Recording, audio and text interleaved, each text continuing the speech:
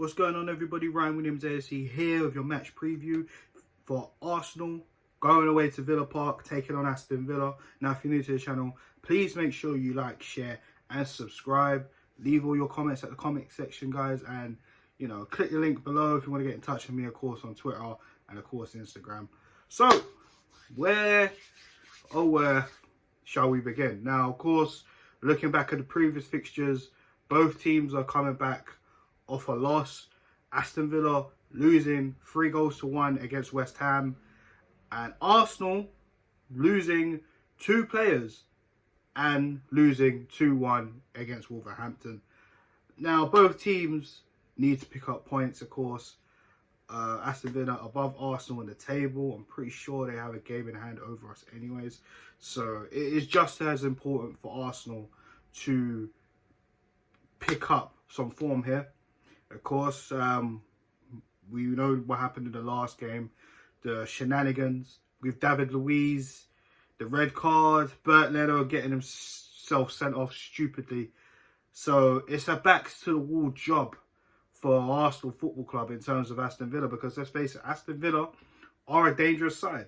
Remember when we played them just after beating Manchester United at Old Trafford? We got thumped 3-0 at home. So, it's not going to be easy. We also played them after our FA Cup semi-final victory against Manchester City last season. And when we played them in the league, we lost 1-0 at Villa Park. And to be honest with you guys, it could have been more if you remember that fixture. So, obviously, when you think about Aston Villa, you look at the fact that, they do have our former goalkeeper in Emi Martinez. And to be fair, he didn't really look that great against West Ham. He made probably 2 mistakes whilst trying to save the shots which led to the goal. Jack Grealish just shows probably one of the best players in the Premier League currently right now. Outside of Arsenal, he is my favourite player. You know what I'm saying? Like, he is absolutely quality. He's the heartbeat of Aston Villa. And if we could take a page out of West Ham's book, which, through majority of the game, they nullified him, and Villa looked a little bit numb, until probably later on into the game once they got their goal. It shows you Villa can be got at. Let's be honest. If you nullify Grealish, Barkley, McGinn, Douglas Luiz, Ollie Watkins, if you can nullify those players, keep it tight in the midfield especially, then we have a chance of gaining something. Again, we got the likes of Bukayo Saka back in the team.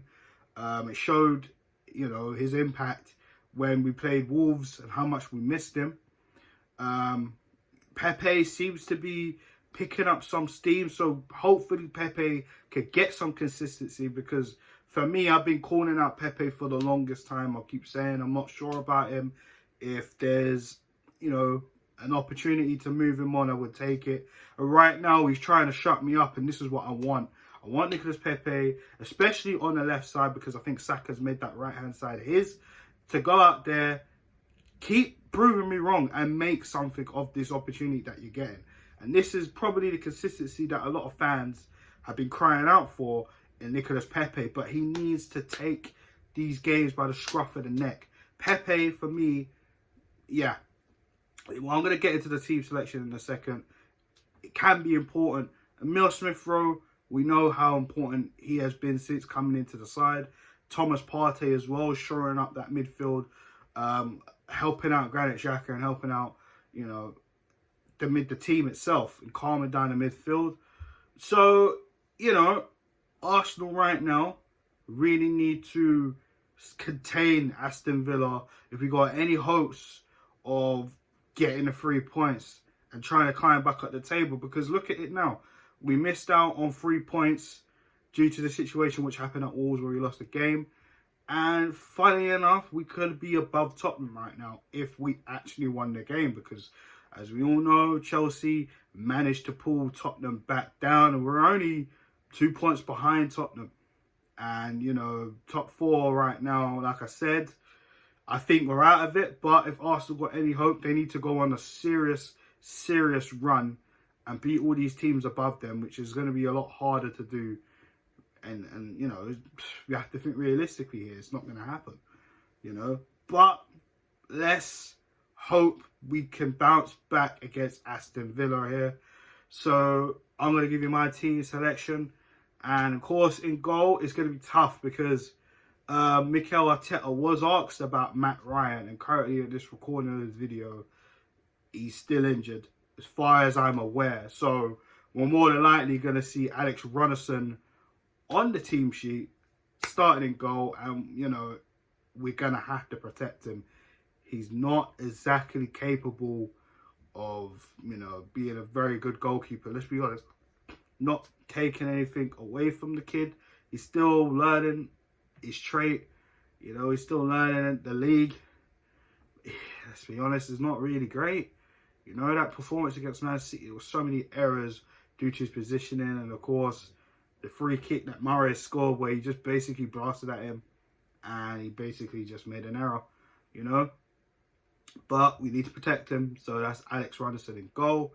The defence, probably going to keep it the same. Hector Bellerin at right back. Centre-backs issue because Luiz is going to be suspended for this game. So more than likely, we're going to see Rob Holding and Gabriel. On the left side, I think Chiellini will more than likely still be out. And if he's not 100%, I still won't risk it because we need to think about the long term. As much as we do need Tierney, you know, going forward, providing the crosses, you know, helping out. Who, to me, I'll get to the winger on the left side. You know what I mean? But to be honest, I'd rather just play Cedric there as a precaution because for me, I feel we need Chiellini to be 100% fit and we could just carry on our season. That just, to me, makes more sense. Europa League's coming up soon. So, you know, it's better not to rush Tierney back and just pursue with Cedric in that role at the current time. In the midfield, I think it answers itself in Granit Xhaka and Thomas Partey. That midfield two there, the pivot. I mean, that's all we can really do. El Nene not good enough. Ceballos, I'm not sure if he's even fit enough. But even if he was fit enough, I don't think I would start him. Anyways, I think Xhaka's been on decent form as of late. And Partey, listen, he is someone we needed in that midfield, especially alongside Granit Xhaka. I think that two partnership there is looking pretty decent in the games we've seen them together with. You know, a lot of people, myself included, we're not sure how that would work out, but so far so good. Can't really complain. Just in front of them, Emile Smith-Rowe. Obviously, I feel with Emile Smith-Rowe, since he's come into the side, it's really changed our way we're playing. Very dynamic footballer who will pick out the players when needed. He will get into space, interchange with Saka, with Lacazette if he's playing down the middle, Martinelli if he's playing down the middle, even Pepe. He's giving Pepe extra help on those for the flanks. So for me, it has to be on Emile Smith-Rowe. We do have Odegaard on the bench, you know, waiting for him to start his Premier League debut. But I feel it's good to rotate between the two. Like I said, Europa League's coming up. And, you know, I feel with Emile Smith-Rowe, we just need to keep him going, keep the ball flowing, and, you know, make sure, like, we don't lose any consistency when playing with him. And, you know, we got to be careful with Emile because, again, you know, it's technically his first season where he's playing continuous games. So we're going to need to protect him like we have been with Saka. Do you know what I'm saying? So Emile Smith-Rowe there. Nicolas Pepe, for me, I feel he needs to be starting. Personally, I don't think Aubameyang just walks back in his team, regardless if he's been, you know, our best striker since signing. But Nicolas Pepe, for me, you know, he's been playing well since probably the Southampton game. He's really looking like he's coming into his own. Things looking like they're starting to click for him. So, you know, like I said, I want him to prove me wrong. I have my gripes about Pepe, and, you know, there's a lot more to improve. But Pepe, just please keep the consistency up and just keep going. Like I said, prove me wrong. That's all I want. Of course, I want Pepe to prove me wrong. That's why I've been onto him so harshly, because there's times where he just does the silly things where he just needs to do the simple things. And him playing on the left has been so much better, and he's not so dependent on cutting in. And, you know, even on his right, he scored a wicked goal against Wolves. you know what I'm saying? So again, you know, Nicolas Pepe retains that spot. And last but not least, down the middle, it has to be that Alexander Lacazette. I know Aubameyang, you know, a lot of people saying, yeah, we should give him a go, play him up top. But to be honest with you, Lacazette has been the informed striker. He does help out the youngsters, and, you know, he does bring them into the game with his hold-up play, with his with his strength on the ball, be able to even drop back and help the midfield when necessary. But he is our number 9. He needs to really start getting the shots on target more, because I think the last few games he slowly started to fizzle a little bit. But this is what we expect with Alexander Lacazette. This is why, I mean, personally, this would be his last season. I look to move him on in the summer. That's just my personal opinion, guys. Let me know your thoughts in the comment section. Would you keep Alexander Lacazette after this season? Let me know. And let me know your thoughts on the team, and I'll quickly go through it again. In a 4-2-3-1 formation, like I said, if Matt Ryan's not fit, then we've got no choice but to start Alex Ruderson. On the right, it's going to be Bellerin. On the left, it's going to be Cedric. Provided Tierney is, you know, still out, which I still have my concerns about Tierney anyways, as I did explain. In the middle, we're going to have Rob Holding and Gabriel. Holding midfields, we're going to have Partey and Xhaka sitting. We're going to have the 3. We're going to have Saka on one side, Pepe on the other side, and we're going to have Emil Smith-Rowe in the middle, and just in front of them is going to be Alexander Lacazette. Now, the hard part, the scoreline. Now, I'm just going to be realistic and just call it how it is. I think it's going to be a tough game. We cannot underestimate Aston Villa on no circumstances. They have taken a little bit of a dip from where they were in the beginning of the season. So, you know, they are in front of us right now when you look at the table.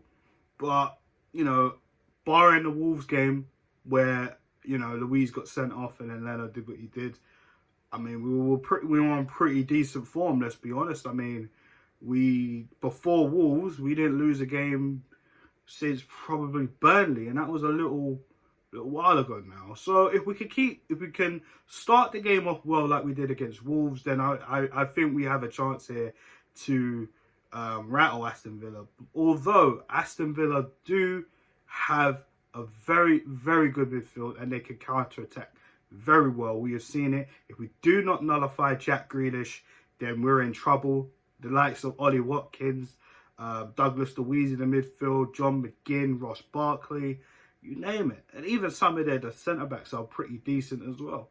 So, and Target could whip a ball in. So we're going to have to really, really be careful with Aston Villa here. Do not take them lightly at all. Like I said, if we can nullify that midfield with Barkley, Grealish, or McGinn, and put some pressure on Douglas Luiz, then I feel we have a chance of winning this game. So, personally, I'm just going to go ballsy.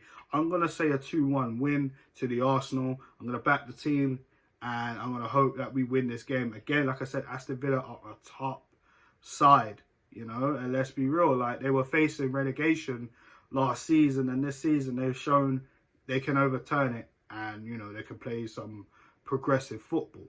So, yeah, Arsenal, 2-1. Let me know your thoughts in the comment section, guys. Do you agree with the team or not? What's your scoreline? And can we do it, guys? Can Arsenal bounce back? This is the title of the video. Can we bounce back? Like, share, subscribe to the channel, of course. Thank you to the new subscribers again. Road to 100, guys. Let's get this channel booming. 100 subs coming up this year. Let's get it going. The target is till, call it March. Let's see if we get to 100 subscribers by the end of March, guys. Let's get the subs going. Share the content out. Let me know your thoughts in the comment section below. And if you want to get in touch with me, click the links in the description with my Twitter and my Instagram. But, guys, I'm going to wrap this up here. Thanks again for checking out the channel. And I'll see you guys soon after the game. Have a good evening. Peace.